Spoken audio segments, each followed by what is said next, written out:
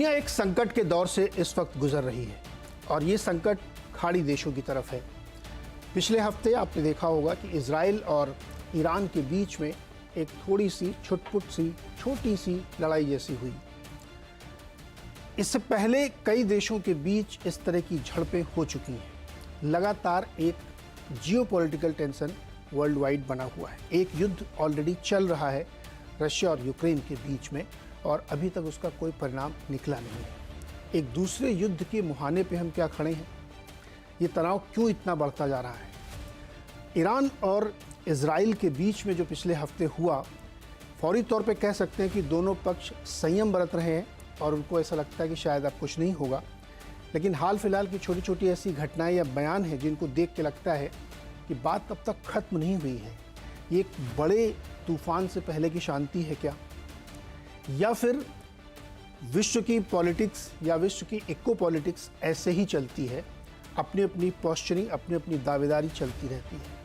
America जो दुनिया का सबसे बड़ा देश है, सबसे बड़ा चौधरी है, वो इसमें अहम रोल प्ले कर रहा है क्योंकि उसकी तरफ से नेतन्याहू जो प्राइम मिनिस्टर हैं इजराइल के, उनसे कहा गया है कि आप रिटेलिएट नहीं करेंगे और ईरान से भी कहा गया है कि आप दूसरी गलती नहीं करें। कई और देशों की मध्यस्थता की भी ली गई है। चीन को इसमें बोला गया, रूस को बोला गया और कई और देशों से कहा गया है कि अब बात आगे नहीं बढ़नी चाहिए। लेकिन इजराइल क्या दोबारा रिटेलिएट नहीं करेगा? 300 से ज़्यादा स्क्वाड और क्रूज मिसाइल से उसके ऊपर हमला किया गया, लेकिन आयरन डोम ने उसको विफल किया। एक आध कोई मिसाइल शायद इधर उधर गई है। कहते हैं कि जॉर्डन ने भी इसमें मदद की, कई और देशों ने इसमें मदद की कि शांति बनी रहे। लेकिन इस पूरे झगड़े का, इस पूरी चीज़ों का असर क्या होता है हम आम जिंदगी में, आम देशों में, वर्ल्ड वाइड, उसका एक नज़ारा आपने रशिया और यूक्रेन के युद्ध के समय देखा होगा। कमोडिटी प्राइसेस स्काई रॉकेट हुए, सप्लाई डिसरप्ट हुई। इससे पहले जब हुती ने यमन के हॉर्मुज़ स्ट्रेट में हमला किया था तो संकट बढ़ा था थोड़ा। इस बार भी लगभग वैसी ही स्थिति बन सकती है। कच्चे तेल की कीमतें $90 के पार खड़ी हैं, नीचे आने को तैयार नहीं, क्योंकि ओपेक भी चाहता है कि क्रूड ऑयल और ऊपर जाए और जियोपॉलिटिकल तनाव इसमें मदद कर रहा है। तो ये एक जो विकराल समस्या खड़ी हुई है दो स्तरों पर। एक तरफ महंगाई का खतरा ग्लोबली बढ़ता जा रहा है कमोडिटी प्राइसेस की वजह से। अब उसके बहाने ये कह सकते हैं कि चाइना में रिसर्जेंस के संकेत दिख रहे हैं, इसलिए जियोपॉलिटिकल टेंशन है, इसलिए तमाम सारे हो सकते हैं, या पूरी दुनिया के सेंट्रल बैंकर्स ने, देशों ने, राज्यों ने, सरकारों ने $300 ट्रिलियन का लोन ले रखा है, वो हो। और दूसरी तरफ एक बड़ी लड़ाई के मुहाने पे हम खड़े हैं जो बहुत विकराल रूप ले सकती है। इसको आज डिकोड करेंगे क्योंकि बहुत सारी डिबेट्स और चर्चाओं के बीच में ये बहुत ज़रूरी मुद्दा है जो छूट जाता है। मेरा नाम नीरज है और आप देख रहे हैं आवाज़ अड्डा। आज बातचीत इसी पे होगी। हमारे साथ जो मेहमान है मैं आपका परिचय करा देता हूँ। अमेरिका की पूर्व राजदूत मीरा शंकर जी हमारे साथ हैं। साथ ही जियोपॉलिटिकल एक्सपर्ट और global energy expert Narendra Taneja ji हैं। पाइन ट्री मैक्रो ऑर्गेनाइजेशन के फाउंडर रितेश जैन कनाडा से हमारे साथ जुड़ रहे हैं। साथ ही वरिष्ठ पत्रकार और बीबीसी के संपादक रह चुके शिवकांत शर्मा जी। आप सबका सर बहुत बहुत स्वागत है। जैसा कि हमने कहा कि दो स्तरों पर हम इसको समझना चाहते हैं और आप सब लोग अपने अपने डोमेन के एक्सपर्ट हैं। तनेजा जी, ये जो घटना हुई है पिछले रविवार को, इसको आप कैसे डिकोड करेंगे? देखिए, आपको मिडिल ईस्ट जैसे मध्य पूर्व या हिंदी हम लोग भारत में पश्चिम एशिया बोलते हैं, हमारे लिए जैसा आपने जिक्र किया, चाहे वो कमोडिटीज हो, चाहे वो हमारी अर्थव्यवस्था हो, हमारे लिए बहुत असर पड़ता है। हमारे वहाँ 90 लाख भारतीय रहते हैं, बहुत सारा हमारे पास वहां से हार्ड करेंसी आती है। कुल मिलाकर के अगर आप देखें तो हमारी जो इंटरडिपेंडेंस है मिडिल ईस्ट के ऊपर, वहां के देशों में अर्थव्यवस्था को खास तौर से लेके, वो बहुत ज्यादा है। तो जाहिर है जब इस तरह का माहौल होता है तो फिर चिंता भारत में ज्यादा हो जाती है। और हमारी चिंता ही नहीं होती बल्कि हमारे यहाँ तो वो दिखने लगता है। जैसे ऑलरेडी हमारी जो कंपनियां हैं जो तेल बेचती हैं, petrol, diesel, turbine fuel, LPG, उनकी जो बैलेंस शीट है ऑलरेडी बड़ी तेजी से हिल रही है। भूकंप आ चुका है वहां पे, क्योंकि जिस दाम पे वो बेच रहे हैं और जिस दाम पे अब जो है वो अंतर्राष्ट्रीय बाजार में कीमतें हैं। लेकिन मुझे ऐसा लगता है कि जो हमने हाल देखी है सिचुएशन, ईरान के ऊपर इजराइल हमला तो करेगा। मुझे लगता है कि वो जिस तरह से आज उन्होंने जो पोस्चरिंग करी है कि तमाम राजदूतों को बुलाया, मीडिया को बुला के दिखाया, देखिए उनके ऊपर कितना बड़ा हमला हुआ है, कैसे उन्होंने उसको बचा लिया, तो हमला तो वो करेगा। लेकिन प्रश्न इस बात का है, क्या वो हमला जो डोमेस्टिक अपना ऑडियंस है, जो पब्लिक ओपिनियन है, उसको शांत करने के लिए होगा या ईरान को सबक सिखाने के लिए होगा? मुझे लगता है कि जो अंदरूनी जो राजनीति है, जो पूरा एक वहां पे जो है लोगों के अंदर आक्रोश है, उसको शांत करने के लिए होगा। इसलिए नहीं होगा कि ईरान को कहीं से पैरालाइज किया जाए या उसको हद एक सीमा से आगे प्रोवोक किया जाए। हमको ये नहीं भूलना चाहिए, जो ईरान ने इजराइल के ऊपर हमला किया, उसकी सूचना उसने लगभग 72 घंटे पहले कुछ देशों को लगभग 2 दिन पहले सूचना दे दी थी, जिसमें जॉर्डन भी शामिल था। दावा तो लोग ये भी कर रहे हैं अमेरिका को भी उसने दी थी। यही कारण था कि जो सब देश तैयार थे, और जो ईरान ने जो कुछ भी किया उसका कोई वहां पे कोई असर नहीं हुआ, क्योंकि वो कुल मिलाकर के जो ईरान की पब्लिक ओपिनियन थी उसको सेटिस्फाइड करने के लिए था, उसको शांत करने के लिए था। लेकिन ये जरूर है कि जब इस तरह की बात होती है तो हालत ऐसी होती है कि उसको जब तक आप कंट्रोल कर सकते हैं तो कर सकते हैं। आप ये सोचिए, क्रिकेट का स्टेडियम हो, जो हजारों की भीड़ हो, लाखों की भीड़ हो, और वहां के उसके बीचों बीच आप किसी सर्जन को बोलने का आप ओपन हार्ट सर्जरी करिए, ऐसे हालात हैं कि हालात है दोनों बैलेंस कर रहे हैं, इजराइल भी और ईरान भी। अमेरिका भी पीछे से कर रहा है। युद्ध कोई नहीं चाहता, ना चीन चाहता, ना रूस चाहता, ना ईरान चाहता, ना इजराइल चाहता। इजराइल फंसा हुआ है गाजा में। ईरान इस स्थिति में नहीं है कि वो युद्ध कर सके। आसपास का देश कोई युद्ध नहीं चाहता, ना सऊदी अरब चाहता, ना कोई जॉर्डन चाहता। ऐसे में युद्ध कोई नहीं, लेकिन हालात ऐसे हैं कि उसमें कोई भी बात अगर जो है वो बिगड़ जाती है, और कभी भी बिगड़ सकती है, एक मात्र किसी जनरल के द्वारा या कर्नल या ब्रिगेडियर से गलती हो जाए तो पूरा युद्ध खड़ा हो जाएगा, और ऐसा युद्ध जो संभाले नहीं संभलेगा। तो आज की स्थिति वो है। इसीलिए बाजार जो है, तेल का बाजार हो या और कमोडिटीज का बाजार हो, बहुत चिंतित है। तमाम कंटेनर शिप एशिया पैसिफिक से यूरोप जाते हैं, अमेरिका जाते हैं, सुएज कैनाल से निकलते हैं। अंतर्राष्ट्रीय बाजार, अंतर्राष्ट्रीय व्यापार उस माध्यम से होता है। और उसके अलावा यह है कि कुल मिला के जो सारे जो देश हैं उस खाड़ी के और इजिप्ट तक, उनकी बड़ी भूमिका है।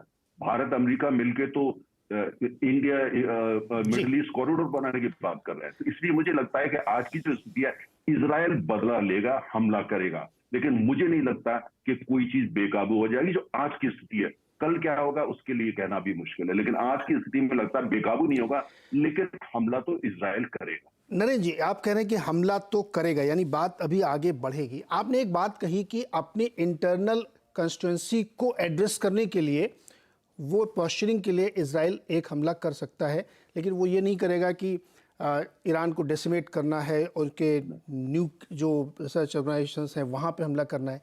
लेकिन उसकी कॉन्स्टिट्यूंसी और उसका ऑडियंस तो पूरा यूरोप है, अमेरिका सहित।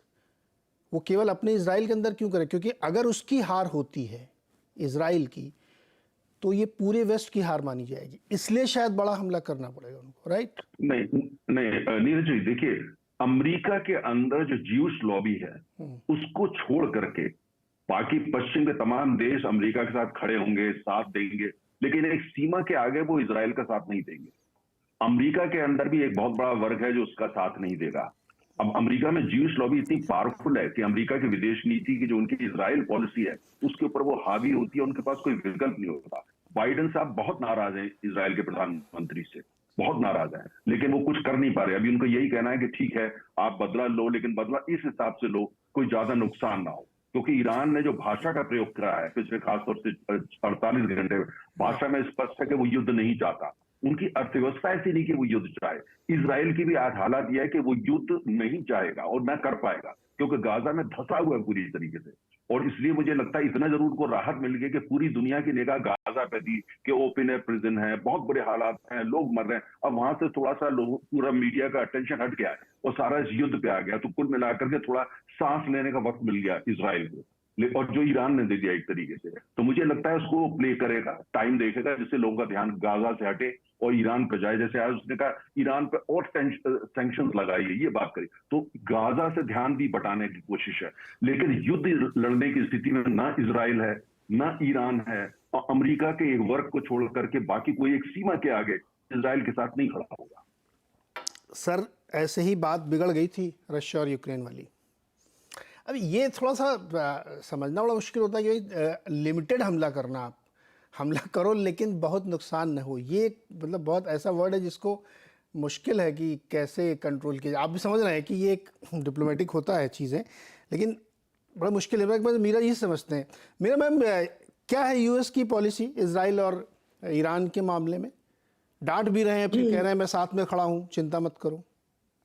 जी, यूएस ने इज़राइल की मदद करी है। ये ड्रोन और मिसाइल्स जो ईरान ने इज़राइल की तरफ चलाए थे, उनको इंटरसेप्ट करने में असल में यूएस के बेसेस हैं।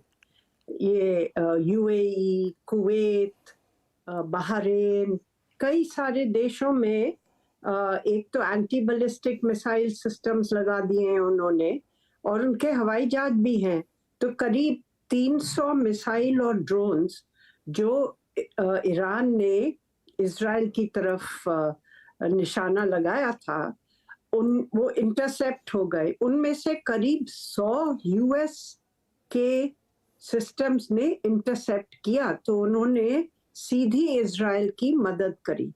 पर ये भी है कि बाइडेन फिर एक हद से आगे इज़राइल की मदद नहीं करना चाहता। एक तो अमेरिका में इलेक्शन होने वाला है, डेमोक्रेटिक पार्टी के कई समर्थक उनकी इस नीति से बहुत नाराज हैं, और कई जगह तो उन्होंने, जब वो प्रेसिडेंशियल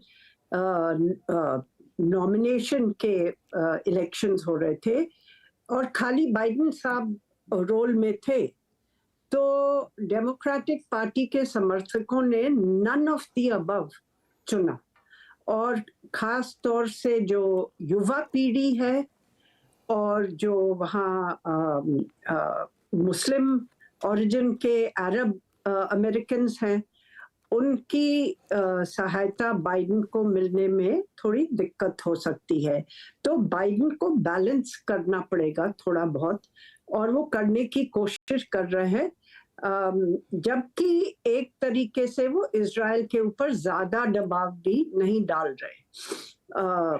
वो सीज फायर के लिए बातचीत जारी रखी है यूएस ने, और पूरी कोशिश कर रहे हैं कि एक तरीके से युद्ध विराम हो जाए, चाहे बड़ा भी नहीं हो, 6 हफ्ते का हो जाए, फिर उस बीच ये देखेंगे कि इसको बढ़ा सकते हैं या नहीं।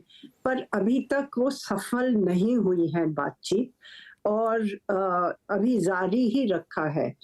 अब ईरान के साथ भी वो चाहते हैं कि मामला आगे नहीं बढ़े, क्योंकि एक तो पूरे विश्व की जो अर्थव्यवस्था है इस समय बहुत कमजोर है, और उस अर्थव्यवस्था को लेके ये नहीं चाहते कि तेल का दाम और बढ़ जाए और पूरे विश्व की अर्थव्यवस्था और बिगड़े।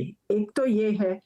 दूसरा, जो हुतीज वगैरह ने हमला करना शुरू किया जहाजों पे खाड़ी में, तो उससे भी लोगों को फर्क पड़ा है, क्योंकि जैसे भारत को भी फर्क पड़ा है, क्योंकि हमारे जो यूरोप को जाता है सामान, या यूरोप से जो हम लाते हैं सामान, अब वो साउथ अफ्रीका के इर्द गिर्द से होके आता है। तो एक तो फ्रेट चार्ज बढ़ गया, दूसरा इंश्योरेंस बढ़ गया, क्योंकि रिस्क ज्यादा माना जाता है। तो ये भी आगे बढ़ सकता है। और जैसे कि पहले वाले कमेंटेटर्स ने कहा, इज़राइल के लिए भी दिक्कत होगी अगर एक और फ्रंट खुल जाए ईरान के साथ, क्योंकि ईरान के 90 मिलियन पॉपुलेशन है, छोटा देश नहीं है। और उन्होंने ये भी दिखाया है कि जैसे इराक के साथ उनकी लड़ाई हुई थी, तो कितने सालों तक उन्होंने खींच ली थी लड़ाई। तो कोई आसान बात नहीं होगी इज़राइल के लिए। पर नेतन्याहू के ऊपर भी दबाव है कि वो दिखाएं कि कुछ किया है ईरान के खिलाफ। तो अभी उनका जो वॉर कैबिनेट है उसकी मीटिंग हुई है, पर कोई निर्णय उसमें से अभी नहीं आया है कि ईरान क्या कर सकता है, इज़राइल क्या कर सकता है जवाब में। अमेरिका से दबाव है इज़राइल के ऊपर कि मामला आगे नहीं बढ़ाए, क्योंकि इंटरसेप्ट कर लिए थे मिसाइल्स और ड्रोन्स, और इज़राइल में ज्यादा कुछ हुआ नहीं इससे। एक बेस में थोड़ा सा, एक मिलिट्री बेस में थोड़ा सा कुछ एक शायद लगा था, और लोग भी नहीं मरे। तो यूएस की पूरी कोशिश है कि मामला यहीं पे खत्म हो जाए। इजराइल ये भी चाह रहा है कि प्रतिबंध लगाए जाएं ईरान पे, ईरान के मिसाइल प्रोग्राम पे, और ईरान पे जो अभी मौजूदा प्रतिबंध हैं उनको बढ़ाया जाए। अब इसमें देखना पड़ेगा कि सिक्योरिटी काउंसिल में मामला जाता है तो चीन और रूस मुझे लगता है कि इसका समर्थन नहीं देंगे। राइट। तो पश्चिमी देश हो सकता है, जैसे पहले उन्होंने प्रतिबंध ईरान पे लगाए थे अपने आप, हो सकता है कि वो आगे भी कुछ प्रतिबंध बढ़ाएं। ओके। और इजराइल के सामने जैसे तनेजा जी कह रहे हैं कि एक संकट भी है कि उसको जवाब देना भी है। उनकी पता नहीं कोई वॉर कैबिनेट है जिसने तय किया कि हमको जवाब देना है और हम देंगे। रितेश जी, अब युद्ध हो ना हो, कितना होगा, क्वांटम छोटा होगा बड़ा होगा, लेकिन अपना काम तो हो जाता है इकॉनमी वाला। इधर तो दिक्कत खड़ी हो जाती है। हम लोगों ने देखा कि क्रूड 90 के ऊपर चला गया, ओपेक भी उसको पुश करने में लगा हुआ है जी। आप कैसे देखते हैं ये सिचुएशन जो बन गई है इस समय? फ्लूइड है, ओपन है, कुछ भी हो सकता है। तनेजा जी भी कह रहे हैं कुछ भी हो सकता है और कोई किसी की भी गलती से एक बड़ा युद्ध हो सकता है। एक प्राइम मिनिस्टर तो ये बता रहा स्वयं कि हमारे लोगों ने एक इंटरसेप्ट किया मिसाइल। अभी जाऊंगा शिवकांत जी से पूछूंगा मैं कि खुद बता रहे हैं वो। तो एक तरीके से आप जब इस तरीके का समर्थन दे के खड़े तो आपने एक युद्ध की आशंका को जन्म दे करके उसको सस्टेन कर दिया है। कैसे देख रहे हैं आप रितेश जी? तो इसमें दो चीजें हैं और मैं मानता हूं उसमें यूएस सबसे ज्यादा इंसुलेटेड है एज ऑफ नाउ। हमें ये चीज ध्यान में रखनी चाहिए कि यूएस जो 6 मिलियन बैरल्स प्रोड्यूस करता था आज से 15 साल पहले, आज 13 million barrels per day produce करता है US itself. Natural gas they have surplus. Okay, तो US is the least is the economy which is going to have a least impact because of this thing. First चीज ये लोगों को माननी चाहिए कि यूएस को उतना फर्क नहीं पड़ेगा जितनी बाकी पूरी दुनिया को पड़ेगा। दूसरी बात, 21 मिलियन बैरल्स पर डे पास होता है स्ट्रेट ऑफ हॉर्मुज से। सो अगर total daily demand 96 million barrels की है तो 21 मिलियन बैरल्स पर डे वहां से पास होता है ना। अगर वहां स्ट्रेट ऑफ हॉर्मुज में कुछ हो गया तो आप उसमें से 7-8 मिलियन बैरल्स किसी और रूट के थ्रू आप कर सकते हो पास, बट आप उससे ज्यादा नहीं कर पाओगे। आप वहां से एलएनजी टर्मिनल्स, एलएनजी जो कार्गोस हैं वो भी आप मूव नहीं कर पाओगे। तो अगर गलती से भी थोड़ा बहुत स्ट्रेट ऑफ हॉर्मुज की तरफ हो गया तो ऑयल जो प्राइस होता है वो मार्जिनल बैरल पे होता है, वो 95 मिलियन बैरल पे नहीं होता है, वो लास्ट बैरल पे जो उसका प्राइस देने को तैयार है उस पे बाकी 95 मिलियन बैरल्स वो उस पे प्राइस होता है। तो उसकी वजह से इट इज पॉसिबल दैट कि प्राइस जो है can shoot very fast and very easily. So इसीलिए इट इज इम्पोर्टेंट, ये इम्पोर्टेंट है कि इसे यहाँ कंटेन किया जाए। और उसका इंडिया पे इम्पैक्ट बहुत बड़ा है क्योंकि 90% of our oil demand is actually met through imports. हाँ, हम अपनी स्ट्रैटेजिक पेट्रोलियम रिजर्व्स की बात कर रहे हैं बट उसके बारे में अभी तक हमने ज्यादा नहीं करा है। बट मैं आपको दूसरी तरफ भी बता दूं, US will not allow oil prices to go up. How can मतलब वो कैसे कर सकते हैं इस बारे में? US के पास आज भी 360 मिलियन बैरल्स का स्ट्रैटेजिक पेट्रोलियम रिजर्व है और आपने देखा होगा यूक्रेन रशिया वॉर के बाद उन्होंने अपना strategic petroleum reserves 250 million barrel से रन डाउन करा। ऑयल प्राइसेस उन्होंने नीचे रखे, उन्होंने अलाउ नहीं करा ऑयल प्राइसेस ऊपर जाना। मैं मानता हूं कि अगर ये थोड़ा समय चला, ये अनसर्टेनिटी थोड़ा समय चला, तो US government can announce more release of strategic petroleum reserves into the market to calm the market. Obviously कि उनके भी इलेक्शन आ रहे हैं तो उन्हें चाहिए कि ऑयल प्राइसेस नीचे रहे, तो बट उनके पास 360 मिलियन बैरल्स का अभी तक सरप्लस है स्ट्रैटेजिक पेट्रोलियम रिजर्व में। रितेश जी, डाउन कर सकते हैं। रितेश जी, एक ये हमारा क्वेश्चन है। आपको याद होगा एसपीआर पिछली बार उन्होंने काम डाउन करने के लिए रिलीज किया था, वो स्ट्रेटजी यही थी। उसके बाद उन्होंने उसको रिस्टोरिंग की। तो वो देखिए जिस समय तक आपने किया थोड़े समय के लिए तो वो वर्क कर रहा था, लेकिन उसके बाद उसने वर्क नहीं किया। फिर से वही बात खड़ी हो गई क्योंकि आप अपना एसपीआर खर्च कर रहे हैं तो उसको आपको रिफिल करना पड़ेगा। तो क्या ये बार बार काम करेंगे? इलेक्शन टाइम है इसलिए थोड़े समय के लिए वो इसको एक गिमिक के तौर पर यूज कर सकते हैं? ये इलेक्शन के टाइम का गिमिक है, बट मैं आपको उसके बियॉन्ड एक बात भी बता देता हूँ। ये लोग मान के चलते हैं कि यूएस को स्ट्रैटेजिक पेट्रोलियम रिजर्व चाहिए। ये कुछ एनालिस्ट की व्यू है, और बहुत स्मार्ट एनालिस्ट की व्यू है, कि जब यूएस मेजर ऑयल इंपोर्टर था, प्रोड्यूस नहीं करता था, तो उसे स्ट्रैटेजिक पेट्रोलियम रिजर्व की जरूरत थी 600, 700, 800 मिलियन बैरल्स की। आज की डेट में यूएस सेल्फ सफिशिएंट है ऑयल प्रोडक्शन में। ओके, अगर वो सेल्फ सफिशिएंट है ऑयल प्रोडक्शन में, तो क्या उसे 600 मिलियन बैरल्स की जरूरत है, क्या उसे 300 मिलियन बैरल्स की जरूरत है? तो ये क्वेश्चन भी आज बाजार में लोग एनालिस्ट डिस्कस करने लगे हैं कि क्या strategic petroleum reserves can be run down to a much lower level and can be sustained at a much lower level. So हाँ, ये एक इलेक्शन गिमिक भी है जो कोई भी करेगा दुनिया में, सिर्फ यूएस नहीं है, कहीं भी इलेक्शन हुई दुनिया में, everybody would want inflation to be down, और ऑयल से बड़ी इन्फ्लेशन किसी कमोडिटी से नहीं आती है दुनिया में कहीं भी। Okay, everybody would want that, but beyond that thinking process आज की डेट में आने लगा है कि क्या यूएस को 600 मिलियन बैरल्स की जरूरत है, अगर उनकी sustain 13 million barrels per day of oil production. Ritesh ji, ये वाला क्वेश्चन तो ठीक है, हम लोग इसको भी और डिस्कस करें। मैं ये सवाल आपसे जानना चाहता हूँ, युद्ध हो या ना हो, जो तनाव की स्थिति बन गई है उसने एक प्रॉब्लम क्रिएट कर दी इकोनॉमीज के लिए। इन्फ्लेशनरी प्रेशर ग्लोबली बन गया, उसमें ठीक है वो डेट वेट सब जोड़ लीजिए तो एक मुश्किल का दौर चल ही रहा है।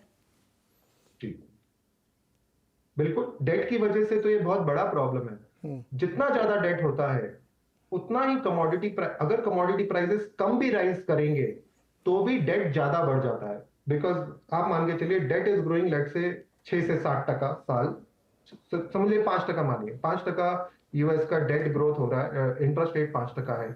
अगर जीडीपी ग्रोथ रेट उनकी 2% है, 3% है, यानी कि डेट सस्टेनिंग कैपेसिटी नहीं है उनके पास, तो उनका debt will continue to go up. उसके बियॉन्ड अगर oil prices also start rising, okay, in an indebted economy, if अगर commodity prices rise करते हैं, तो it has a much more negative impact than when economy is not indebted. जी, शिवकांत जी, आपने 3 expert को सुना अपने अपने एरिया के, क्या लगता है आपको, युद्ध होगा या नहीं होगा, या ऐसे ही एक पोस्चरिंग चलती रहती, छोटी मोटी मार होती रहेगी? मतलब यहाँ बैठ के लगता है कि बड़ा युद्ध जिसका कि डर है वो शायद न हो, क्योंकि ईरान नहीं चाहता और इस वक्त इसराइल भी नहीं चाहता। लेकिन देखिए, इसराइल के 2 उद्देश्य हैं जो परस्पर विरोधी हैं। पहला उद्देश्य इसराइल का ये था कि ये गजा में जो इसराइल कर रहा है उसकी वजह से खासकर यूरोप का जो अंतर्राष्ट्रीय कोalition था, जो उसका समर्थन था, वो खत्म होता जा रहा था। चारों तरफ से दबाव पड़ रहे थे कि आप लड़ाई रोकिए, आप ये कीजिए, वो कीजिए। उससे ध्यान बटाने की वो कोशिश कर रहा था, और नेतन्याहू ने ये चाल चली। उनको जरूरत नहीं थी कि दमिश्क में जाएं और इनके वाणिज्य दूतावास पे हमला करें, और 2 जो कमांडर हैं उसमें थे कुछ फोर्स के, वो 2 कमांडरों को मारें इस वक्त। लेकिन जानबूझ के इन्होंने 1 अप्रैल को ये किया। इनको मालूम था इसके करने के बाद ईरान बिलबिलाएगा, ईरान की तरफ से कोई न कोई जवाब आएगा और सारा का सारा ध्यान उधर चला जाएगा। तो पिछले अगर 10 दिन या उसकी घटनाओं को आप ध्यान से देखें तो गजा जो है वो एक तरह से गायब हो गया है। यहाँ तक कि अल जजीरा जैसे चैनल भी गजा की जगह हेडलाइन अब ईरान और जो लड़ाई होने वाली है, या होगी नहीं होगी, हमला होगा नहीं होगा, इस पे लगे हुए। तो ये एक उद्देश्य था, इसमें वो कामयाब हुए। उनको पूरे यूरोप की और पूरी दुनिया की, पश्चिमी दुनिया की उनको सहानुभूति मिली, उनको मदद भी मिली। लेकिन इसके साथ साथ उनका दूसरा, वो इससे भी महत्वपूर्ण उद्देश्य है, उद्देश्य ये है कि इस पूरे क्षेत्र में अपनी धाक, अपनी धौंस बनाए रखना। ये ठीक है कि ईरान ने इससे पहले सीधे कभी हमला इसराइल पे नहीं किया, लेकिन इसराइल ने, अगर आप ध्यान से इतिहास में देखें, तो कभी ऐसा मौका नहीं आने दिया कि चाहे वो अरब देश हो या कोई भी पड़ोसी देश हो, उसके ऊपर इतना बड़ा हमला करे और वो उसका जवाब देने के लिए सोचे। हमेशा इसराइल ने ये किया है कि हमले की तैयारी देख करके खुद पहले हमला कर दिया है। ये 67 में हुआ, ये 73 में हुआ, ये 82 में हो, ये बार बार हुआ है। तो ये पहली बार हो रहा है कि इस्राइल ये जानते हुए कि उस पे हमला होने वाला है, और ये ईरान ने कह दिया था, उसके बचाव की तैयारी के लिए भी उसने मौका दे दिया था, इसके बावजूद जवाब के लिए जवाबी हमला पहले इस्राइल ने नहीं किया, ईरान को करने दिया। तो अब ये तो हो ही नहीं सकता कि वो अपनी धाक बनाए रखने के लिए हमला इसका जवाब न दे। जवाब कब देगा, कैसे देगा, ये उसकी अपनी मर्जी है, उसकी अपनी रणनीति है। और मुझे लगता है जवाब देने के उसके पास तमाम तरह के तरीके हैं। वो साइबर अटैक जैसे 2020 में हुआ था, आपने एक न्यूक्लियर फैसिलिटी में एक वैज्ञानिक को मार दिया था। और ये एक बहुत बड़ा लक्ष्य है, जो ईरान का जो मिसाइल प्रोग्राम है और ईरान का जो परमाणु प्रोग्राम है, इन दोनों को बार बार इस्राइल कहता रहा है कि इन दोनों को खत्म किया जाना चाहिए। इन दोनों के रहते हुए उसका अस्तित्व हमेशा खतरे में रहेगा। उसने बार बार अमेरिका को भी इसके लिए मनाने की कोशिश की। अब तो उसकी थाली में परोस के आ गया है मौका। अब तो यूरोप भी इसके लिए तैयार है कि ईरान के जो मिसाइल कार्यक्रम पर, ईरान के परमाणु कार्यक्रम पर, दोनों पर नकेल लगाई जानी चाहिए। और इस्राइल अगर कोई हमला करेगा तो इसी तरह का हमला करेगा। अब इस तरह के हमले में खतरा ये हो सकता है कि अगर आप किसी परमाणु फैसिलिटी पे हमला करते हैं, चाहे वो सीधा हमला ना हो, घात लगा के किया हुआ हमला हो, तब भी इंटरनेशनल कम्युनिटी को भर्त्सना करने के लिए सामने आना पड़ता है। 2020 में भी ये हुआ था। तो मामला राय तक फैल सकता है, लेकिन ये मान के चलिए कि इस्राइल हमला करेगा। इस्राइल के पास जो है वो लड़ाकू विमानों से हमला करने का विकल्प भी है, क्योंकि लड़ाकू विमानों की जहां तक बात है, इस्राइल की सुपीरियोरिटी है पूरे के पूरे रीजन में। ईरान उसका मुकाबला कर ही नहीं सकता। सबसे बड़ी जो आश्चर्य की बात है वो इस वक्त जो जितने 100 के आसपास जो बैलिस्टिक मिसाइल ईरान ने फेंकी और उसमें से 9 बैलिस्टिक मिसाइल पहुंच गई, जिसमें से 5 में से एक जो है उसने उस अड्डे पे जाकर के गड्ढा भी कर दिया और एक हैंगर पुराना जो है वो भी नष्ट कर दिया। ये इसके लिए मुझे लगता है इस्राइल भी तैयार नहीं था। तो इसलिए ईरान को वो सबक तो सिखाना चाहेगा, कब सिखाएगा, कैसे सिखाएगा, ये अभी इस्राइल को सोचना। जी, अभी देखिए 300 से ज़्यादा जो मिसाइल और ड्रोन से हमले किए गए, अगर मान लीजिए एक कंसर्टेड एफर्ट करें कि 2-3 तरफ से जो उनके सहयोगी संगठन कह सकते हैं, सहयोगी डायरेक्टली मैं नहीं कह रहा हूँ, जो कहा जाता है कि उनके जो समर्थित आतंकवादी संगठन है, अगर वो करें तो फिर ये आयरन डोम भी काम नहीं करेगा, एक दिक्कत हो सकती है। लेकिन मेरा सवाल शिवकांत जी आपसे ये है कि रायता जो फैल रहा है, क्या ये एक बड़ी योजना का हिस्सा, मतलब बहुत सीधा सवाल है, बड़ी योजना का हिस्सा है? धीरे धीरे चीज़ें बढ़ रही हैं आगे। आप खुद कह रहे हैं कि गज़ा से दिमाग हटा के अब इधर आ गया है। अगर अल जज़ीरा की हेडलाइंस ये बन रही हैं तो यही शायद वो कम्युनिटीज़ चाहती हैं कि इस तरफ हम मामला शिफ्ट हो। और ये तो बहुत दिन से चल रहा है कि उसके न्यूक्लियर प्रोग्राम्स को बंद कराना चाहिए, जो यूएस नहीं करा पा रहा है। तो एक तरीका बन रहा है क्या? ये हमको ऐसा लग रहा है कि एक बड़े गेम का छोटा हिस्सा है जो प्ले अप हो रहा है। मुझे लगता है कि इस लड़ाई में और कुछ इस्राइल को जो भी नुकसान हुआ हो, लेकिन इस्राइल को सबसे बड़ा फायदा ये हुआ है कि इस्राइल के जो 2 मूलभूत आपत्तियां थी ईरान को लेकर के, कि उसके आप मिसाइल प्रोग्राम को आगे क्यों बढ़ने दे रहे हैं और उसके न्यूक्लियर प्रोग्राम को आप आगे क्यों बढ़ने दे रहे हैं, जबकि उससे जब समझौता हुआ तो सबसे ज्यादा जो रोष दिखाया था वो इस्राइल ने दिखाया था। इस्राइल ने कभी नहीं माना, बीच बीच में हर तरह से उसने उसको रोकने की कोशिश की।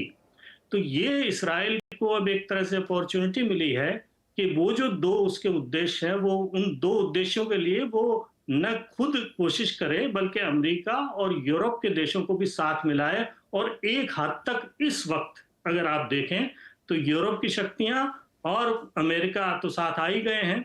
अगर थोड़ा बहुत अगर ये डिप्लोमेसी से काम लें तो मुझे लगता है चीन और रूस को भी इसमें कोई खास आपत्ति नहीं होगी कि किसी तरह से इन दोनों प्रोग्राम्स पे अंकुश लगाया जाए, क्योंकि वो बात ये है, बंदर के हाथ में उस तरह कोई नहीं देना चाहता।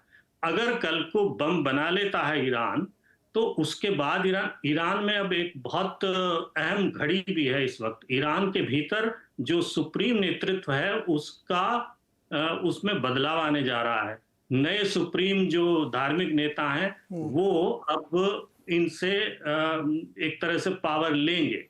तो ये जो संक्रमण का काल है, इस वक्त ईरान जो है वो कुछ भी कर सकता है। नया जो धार्मिक नेता आएगा वो क्या करेगा, वो परमाणु हथियार को इस्तेमाल करेगा कल को मिसाइल के ऊपर। तो ये सब चांस आप नहीं ले सकते। तो इसलिए इसको रोकना होगा, और उसको रोकने के लिए इसराइल को मौका मिल गया है कि इस वक्त एक तरह से अंतर्राष्ट्रीय समर्थन उसके साथ जी। है। अगर वो सोच के और ध्यान से काम करे तो इसको आगे बढ़ा सकता है। तनेजा जी, वर्चस्व कायम करने के लिए ऐसा करेंगे, और ब्रिटिश मूड तो ऐसा लग रहा है कि होना चाहिए। ब्रिटेन में आपके जो पॉइंट है उसका 2 हिस्सों में जवाब दूंगा। हाँ। पहला, एक तो तेल की कमोडिटी की मैं बात करूंगा। देखिए कि ये जाहिर है जब भी मिडिल ईस्ट में कुछ होता है तो सबसे पहले नजर तेल की तरफ जाती है, और क्योंकि दुनिया का बहुत बड़ा सोर्स है वो। लेकिन इसमें हमको ये ध्यान रखना पड़ेगा कि अमेरिका में भी चुनाव है, भारत में चुनाव है, दुनिया यूरोप में भी चुनाव है, कई हिस्सों में दुनिया के चुनाव। सबको पता है कि अगर तेल की कीमत जो है वो आम उपभोक्ता की नजर में जो है वो एक सीमा से बाहर चली जाती है तो वो उस सरकार को पसंद नहीं करते, वहां जहां खासतौर से जहां जहां चुनाव हो, चाहे वो कोई भी देश हो। और अमेरिका में तो सस्ते तेल की उनको आदत है, क्योंकि उनका जो सारा परिवहन होता है, हवाई जहाज है और कारें हैं। भारत की तरह इतना बड़ा जाल वहां ट्रेन का तो नहीं है, या चाइना की तरह। तो इसलिए मुझे देखिए हमको समझना होगा, अमेरिका एनर्जी इंडिपेंडेंट हो सकता है तेल का उत्पादन काफी कर रहा हो, लेकिन जो भाव वहां तेल का होगा वो वही होगा जो अंतर्राष्ट्रीय बाजार के अंदर है, उसी भाव से होगा। तो वो भाव अगर बढ़ जाता है, बावजूद इसके कि अमेरिका के पास अपना तेल है, तो उपभोक्ता के लिए तो सरदर्द खड़ा हो जाएगा और बाइडेन साहब के लिए चुनाव जीतना बड़ा मुश्किल हो जाएगा। दूसरा, हमको ये भी ध्यान रखना पड़ेगा कि अमेरिका या जितने भी OECD कंट्रीज है, ये सिग्नेटरी है एक ट्रीटी है जिसको बोलते हैं international energy agency. International energy agency को जो भी सिग्नेटरी है उनको 90 दिन का 90 डेज का जो स्ट्रेटेजिक रिजर्व रखना लाजमी है, जरूरी है। आपको जरूरत हो या ना हो, लेकिन आपको रखना होता है। ये IEA की जो मेंबरशिप है उसके लिए जरूरी है, और जितने OECD कंट्रीज है लगभग ज्यादातर उसके सिग्नेटरी है। भारत को आमंत्रित किया गया, मेंबर बनी, और भारत के सामने यही समस्या है कि 90 दिन का भारत अभी उस स्थिति में नहीं है। तो इसलिए जो तेल की जो कीमत होती है उसको हम किसी देश कितना सफिशिएंट है, क्या है, उसी नजर से खाली नहीं दे सकते। हाँ, वो बात दूसरी है, अगर आप रशिया है, सऊदी अरेबिया है, जहां पे कंट्रोल किया जाता है, मार्केट की भूमिका कम होती है। अमेरिका में मार्केट की भूमिका काफी ज्यादा है। दूसरा, अगर वहां डिस्ट्रप्शन होता है तो जो अगर आप हॉर्मुज, स्टेट ऑफ हॉर्मुज को देखें, वहीं से सऊदी अरब का तेल निकलता है। सऊदी अरब का 80% तेल उस रास्ते से निकलता है कि उनके जो तेल के भंडार हैं, तेल के कुएं हैं, ज्यादातर वो शिया इलाके में है। वो शिया इलाका जो सऊदी अरब के पूर्व में है, दहरान के पास, अल खबर के पास, वो सारा इलाका है। दूसरी तरफ ऊपर जाइए तो कुवैत है, इराक है, और स्वयं ईरान का भी अपना तेल है। तो इसलिए मुझे नहीं लगता कि कोई चाहेगा कि वहां पे एक पूरा युद्ध हो जाए। और दूसरा, हमको ये नहीं भूलना चाहिए कि रशिया और चाइना, सबसे ज्यादा प्रभाव ईरान के ऊपर इन 2 देशों का है। और ये दोनों देश जो है, चाइना जो थोड़ा सा आर्थिक रूप से एक मंदी के बाद बाहर निकल के आ रहा है, रूस जो यूक्रेन में उलझा हुआ है। दोनों देश नहीं चाहते कि एक नया फ्रंट खुले जहां उनकी भूमिका जाने अनजाने में बढ़ जाएगी।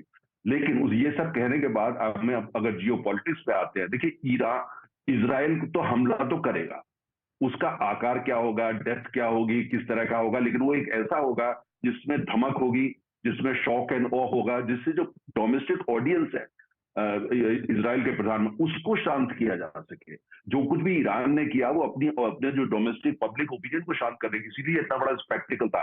तो इजराइल को स्पेक्टिकल करना पड़ेगा। मैं हमारे मित्र के साथ सहमत नहीं हूं कि वो साइबर अटैक हुआ, नहीं, उनको ऐसा हमला करना पड़ेगा जो लोग टेलीविजन स्क्रीन पर देखें और साथ में ये भी देखें कि हाँ भाई बहुत बढ़िया जवाब दिया। लेकिन मुझे लगता है कहीं ना कहीं अन्य देश है वो उसमें शामिल होंगे और ईरान को कहेंगे अब तुमने कर लिया, अब इनकी बारी है, बस अब थमने की आवश्यकता है। सर, ईरान की आर्थिक स्थिति, तनेजा जी, ये तो विश्वविद्यालय वाली लड़ाई हो गई कि दादाजी आ गए, अब दोनों कहें तुम 2 इनके लगाओ, तुम 2 इनके लगाओ, अब अच्छा तो इनके 3 हो गए, तुम एक और लगा लो, ये ऐसा चलेगा क्या? देखिए, अब आपने बात करी आयरन डोम की या एरो मिसाइल जो यूज करी गई, जो कुछ भी हुआ सब कुछ अब तो बात हो रही है खुल के कि अमेरिका को भी पता था। अब बाइडेन साहब ने वार्निंग दे दी थी हमला होने वाला है। हाँ, उन्होंने कहा था, ये उन्होंने कह दिया था हमला होने वाला है, वो पहले से उनको पता था, सबको पता था। इसलिए नहीं कि इंटेलिजेंस ईरान का था, हम ही ने बता दिया था, हमने बताया था हम करेंगे। लेकिन अब ईरान का पॉलिटिकल मकसद पूरा हो गया। अब इजराइल के प्रधानमंत्री जो खुद बाइडेन साहब के दबाव में है कि भाई आप बड़ा परेशान कर रहे हो, तो वो भी उनको करना तो अब पड़ेगा। लेकिन ये मुझे अभी लगता है ऐसा, देखिए कोई स्थिति, कोई एक्सीडेंट हो जाए, स्थिति बेकाबू हो जाए, तो कहना मुश्किल है। लेकिन आज की तनेजा जी, तारीख में एक मिनट मेरे एक सवाल, इससे बताइए ये कैसे लोग वहां के खुश हो जाएंगे ईरान के कि देखो हमने भी कर लिया, तो उन्हें क्या कर लिया बताओ आप? 300 मिसाइल दागी, वो सब फिर हवाई मतलब दिवाली की फायरिंग जैसी हो गई। क्या आपने इससे पब्लिक वहां की कैसे इससे संतुष्ट हो जाएगी? देखिए क्या होता है, जब कोई देश किसी पे हमला करता है, हाँ। और इसलिए करता है कि जो डोमेस्टिक ऑडियंस जो है, जो पब्लिक है, हमारा पब्लिक ओपिनियन है, उसकी जरूरत है, भूख है, उसके लिए बहुत ज्यादा करने की जरूरत नहीं होती। मैं 2019 का भारत का कोई उदाहरण नहीं देना चाहता, तो इसलिए जो है ये वो बड़ी, और उसके बाद उसको अंदर आप कैसे उस बात को कैसे फैलाते हैं, उसको कैसे आम पब्लिक को कन्वे करते हैं, और पॉलिटिशियंस हर देश का इसमें माहिर होता है। तो इजराइल समा कर लेगा वो, और ईरान ने करा है, ईरान में यही हो रहा है आजकल। आप देखिए जगह जगह वहां पे जो है आंदोलन वो हो रहे हैं, लोग सड़कों पे हैं और कह रहे हैं, अपनी लीडरशिप को सलाम कर रहे हैं कि बहुत बढ़िया काम किया। ईरान ने पहली बार, जिंदगी में पहली बार ईरान ने इजराइल पे सीधा हमला किया। यही अपने में बहुत बड़ी उपलब्धि है। इसी से लेके ईरान की जनता संतुष्ट हो गई। अब इजराइल की बारी है, वो करेंगे, है ना, वो तो लेकिन उसके बाद ये, जैसे मैंने कहा कि एक लिमिटेड होगा, उसके बाद थोड़ी बहुत बौछार इधर उधर से हो जाएगी। लेकिन कोई युद्ध एक्सीडेंट हो जाए तो युद्ध बढ़ेगा, एस्केलेट हो सकता है। अगर एक्सीडेंट नहीं होता, जिसके सारे देश चाहते हैं, कोई भी देश नहीं चाहता कि एक्सीडेंट हो, सऊदी अरब नहीं चाहता, यूएई नहीं चाहता, रशिया नहीं चाहता, अमेरिका नहीं चाहता, यूरोपियन यूनियन नहीं चाहता, ईरान खुद नहीं चाहता, इजराइल खुद नहीं चाहता। तो ऐसे एक्सीडेंट हो जाए तो बात है। अगर एक्सीडेंट नहीं होता तो ये चलेगा, ये अभी थोड़ा लंबा चल सकता है, महीने 2 महीने चल सकता है। नेतन्याहू साहब को थोड़ी राहत मिल जाएगी गाजा से, क्योंकि वापस तो सुई गाजा पे जानी ही जानी है। लेकिन इस बीच जो है, इसलिए आप अगर तेल के बाजार को देखें, 90 पे रुका हुआ है। राफा में हम जाएंगे, नहीं 90 पे रुका है, 90 से बहुत ऊपर उछल गया होता। तेल के बाजार ने ये एब्जॉर्ब कर लिया है कि ये सब कुछ जो हो रहा है ये एस्केलेट नहीं होगा, ये बहुत बड़ा युद्ध नहीं बनेगा। तेल के बाजार ने इस बात को माना है, जब कीमतें बहुत ऊपर नहीं। लेकिन जैसे मैंने कहा, कहीं कोई गलती होती है, एक ट्रिगर आता है, सबसे पहले जो उछलने वाला होगा वो तेल का। जी तनेजा जी, मेरा मैम, जैसे ये तनेजा जी कह रहे हैं कि ठीक है, ये बात सही हो सकता है कि कुछ नहीं हुआ, लेकिन हिम्मत दिखा दी उसने, देखिए हम हमला कर सकते हैं। इस हिम्मत को तोड़ने के लिए कि आपकी हिम्मत कैसे हुई? मेरे घर के आगे, आपने मुंबई में भी एक घर के आगे फायरिंग करके चले गए, पकड़ लिए गए, धर लिए गए, उनके ऊपर पता नहीं कौन कौन से कानून लगेंगे। तो वो हिम्मत तोड़ने के लिए इजराइल कुछ बड़ा करेगा? ऐसी तो बातें बढ़ती हैं, फिर धीरे धीरे धीरे करके कन्वर्ट होगा।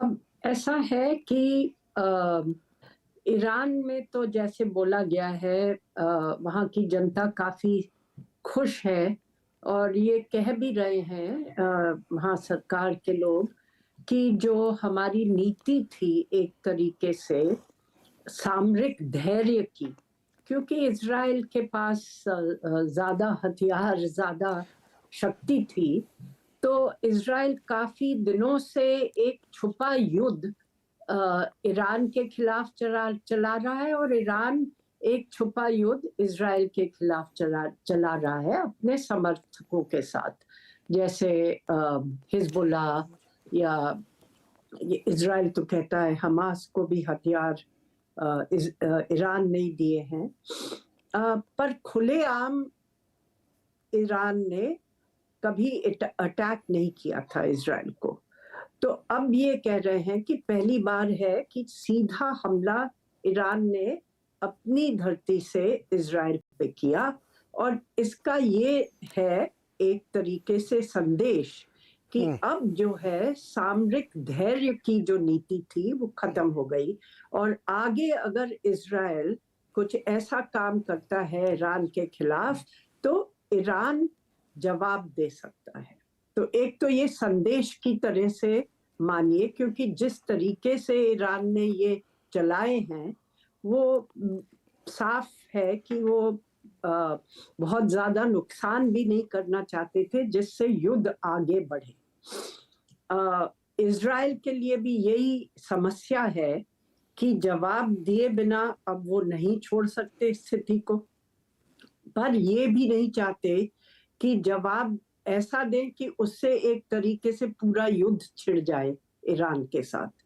तो कुछ लिमिटेड ढंग से कुछ करेंगे, और यूएस ने तो कह दिया कि हम इजराइल के साथ ईरान के ऊपर मिलिट्री एक्शन नहीं लेंगे, इजराइल को समर्थन नहीं देंगे मिलिट्री एक्शन में। आप देखिए, नेतन्याहू ने ओबामा के समय से ये कोशिश करी है कि यूएस को किसी तरीके से खींच ले और ईरान के ऊपर हमला करें, उनके परमाणु प्रोग्राम पे और मिसाइल्स पे। पर ओबामा ने मना कर दिया उस समय नेतन्याहू को। फिर बाद में ट्रंप के समय में भी इन्होंने पूरी कोशिश कर ली, और ट्रंप के जो नेशनल सिक्योरिटी एडवाइजर थे मिस्टर बोल्टन, वो तो खुश थे कि अमेरिका साथ में जाए। पर एन वक्त पे ट्रंप ने जो इनके पास रिकमेंडेशंस आए थे ईरान के लिए, वो उन्होंने नहीं माने। एक रात में ही उन्होंने पलट दी नीति, और जो रेवोल्यूशनरी गार्ड्स के कमांडर थे सुलेमानी, उनकी हत्या कर दी। तो एक तरीके से दो प्रेसिडेंट्स रहे हैं, एक रिपब्लिकन एक डेमोक्रेट, जिन्होंने इजराइल की बात नहीं मानी है कि ईरान के ऊपर हमला करें और उसमें अमेरिका उनका समर्थन दे या हाँ कर दे कि इजराइल कर ले इसको। तो मुझे नहीं लगता कि इलेक्शन के समय बाइडेन साहब इजराइल को हामी देंगे कि आप उनके परमाणु प्रोग्राम पे पूरी तरीके से हमला करें।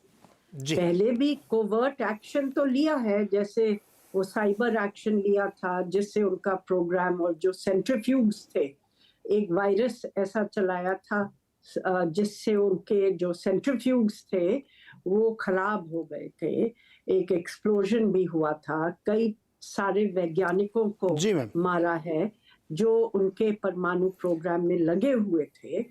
तो इजराइल की पूरी कोशिश रही है कि किसी ना किसी तरीके से उनके प्रोग्राम को डिले करे जी।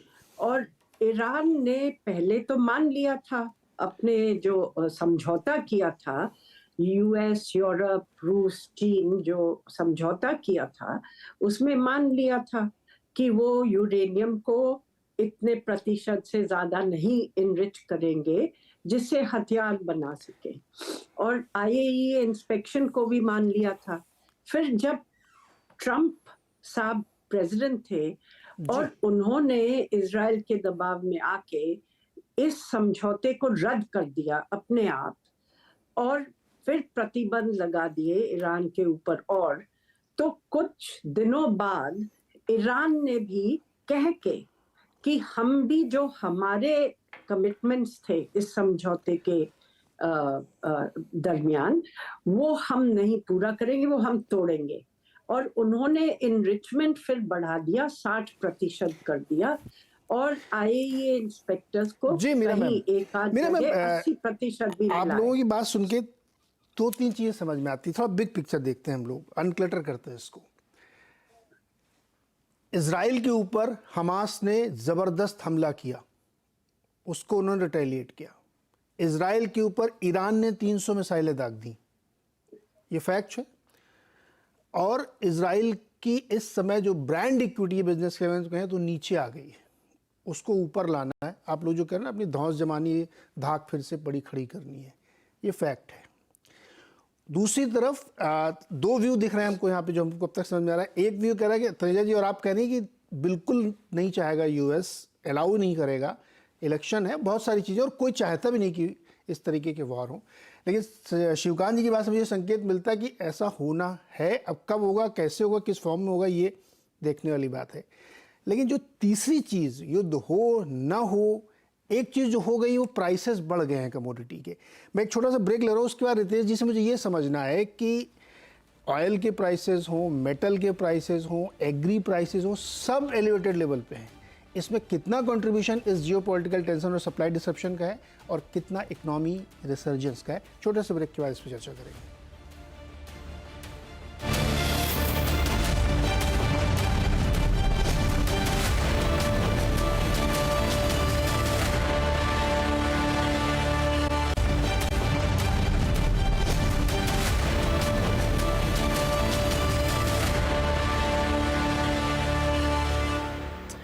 स्वागत है एक बार फिर से। आपको समझने की कोशिश कर रहे हैं कि जो दुनिया में एक तनाव बन गया है, युद्ध की ऐसी स्थिति बन गई है, उससे कुछ हो या न हो, लेकिन हम आपके जीवन में असर पड़ना शुरू हो गया है। महंगाई का असर हम लोग अलग अलग तरीकों से देख रहे हैं। रितेश जी से मैं समझना चाहता हूँ। रितेश जी, तीनों प्रकार की कमोडिटी, ऑयल, मेटल, क्रूड और एग्रो कमोडिटी सब बढ़ी हुई हैं और ये ग्लोबल थ्रेट क्रिएट कर रही हैं।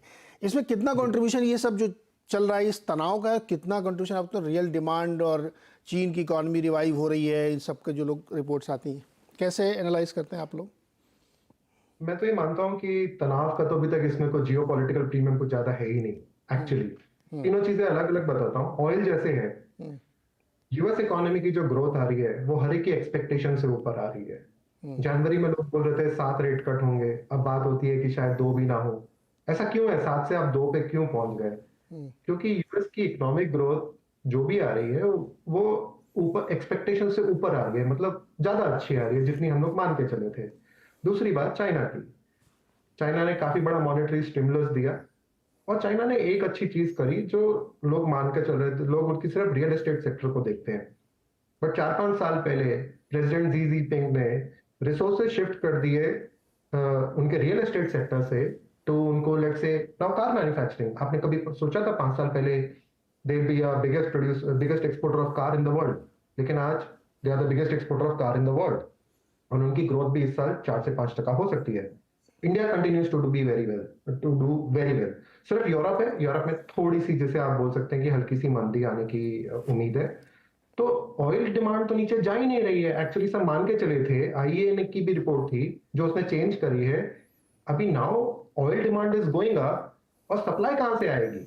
आपने 2 साल पहले जो सप्लाई दी वो तो आपने स्ट्रेटेजिक पेट्रोलियम रिजर्व से दी, यूएस की, जो नीचे रखने की कोशिश करी। अब आप उसे वापस खरीदने की कोशिश कर रहे हो तो आपको सस्ते में नहीं मिल रहा है। तो इसका मतलब ऑयल सप्लाई डिमांड बैलेंस हो चुकी है और अगर इकोनॉमिक ग्रोथ अच्छी आएगी तो growth continues to be good for oil demand and that means oil prices will remain sustained at these levels. हाँ, ये हो सकता है कि कल की डेट में ईरान और इजराइल शांत हो जाए और यूएस को ऑयल प्राइसेस नीचे लाना हो तो वो कुछ अपनी तरीके से कर सकते हैं, बट ये परफेक्ट बैलेंस है सप्लाई और डिमांड का। ओके, मैं नहीं मानता कि ज्यादा नीचे जा सकता है या ज्यादा ऊपर जा सकता है without geopolitical premium, but current price. Secondly हम लोग बात करते हैं मेटल्स की। दुनिया में 3 बिलियन लोग अपने आप को इंडस्ट्रियलाइज करना चाहते हैं। On the one hand US wants to industrialise itself. आपने खुद देखे होंगे बहुत सारे चार्ट, इलेक्ट्रिसिटी कंजम्पशन से लेकर US chips act, US IRA act. Factories are coming to Mexico and US because US को इंडस्ट्रियलाइज करना है।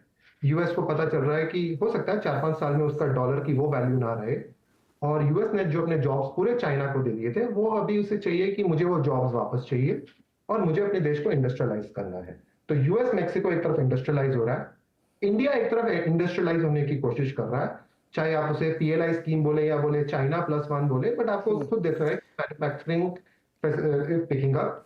ऑन द अदर हैंड हम लोग ध्यान ही नहीं दे रहे हैं टर्की से लेकर वो एक ओवर रोड पे टर्की से लेकर मलेशिया तक, इंडोनेशिया में मैसिव डेवलपमेंट बूम हो रहा है।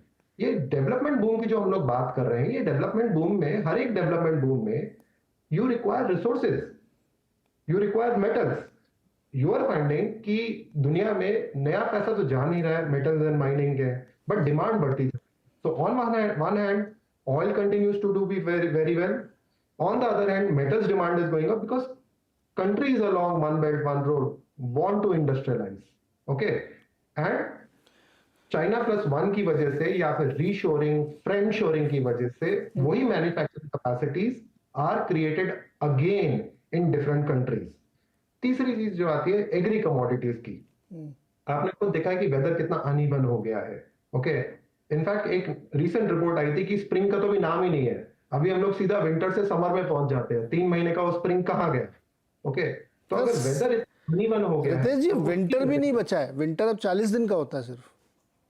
तो उसकी वजह से, तो वेदर पैटर्न चेंज की वजह से आपको ये वो कमोडिटीज हैं because you can not store them for years, they are perishable commodities, agri commodities में।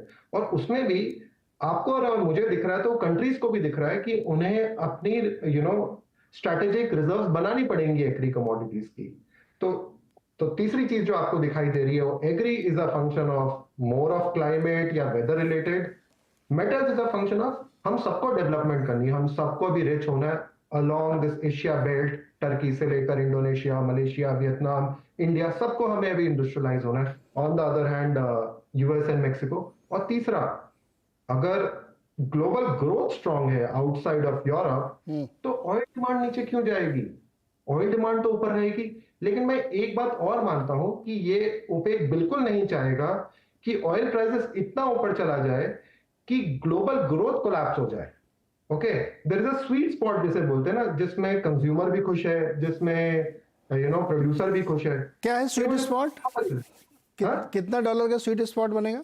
कहाँ ये है 80 से 90 का जो लेवल है, क्योंकि 70 के नीचे यूएस शेल खत्म हो जाएगी उनका, तो उनको $70 चाहिए। तो आपने देखा होगा यूएस इज हैप्पी, मतलब 70-80 पे वो हैप्पी है।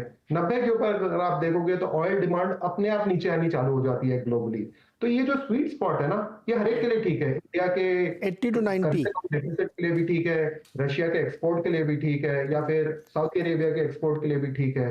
तो ये तीन चीजें इस तरीके से आ रही हैं कि मार्केट एक्सपेक्टेशन बिलाई हो रही है। और over the next few years मैं मान के चल रहा हूं कि metals prices will strengthen from here, चाहे वो because we want to have a green and clean energy because of energy transition, या फिर इंडस्ट्रियलाइजेशन की वजह से। एक बिल्कुल लेटेस्ट आंकड़ा आपके समर्थन में है सर। आईएमएफ ने वर्ल्ड इकोनॉमी की जो ग्लोबल ग्रोथ का आंकड़ा ताज़ा एकदम दिया है, वो 0.1% बढ़ा के 3.2% कर दिया है कैलेंडर ईयर 24 के लिए। उसका कहना है कि ये 23 की तरह 24 बहुत ही स्ट्रांग रहने वाला है। शिवकांत जी, पैसा तो आ गया है, तो युद्ध करने में क्या दिक्कत है? आप जो कह रहे हैं मैं उधर ही लेके जा रहा हूँ। देखिए, दो चीजें मैं समझनी थी, एक तो मैं समझ रहा हूँ, दूसरी बताइए आप।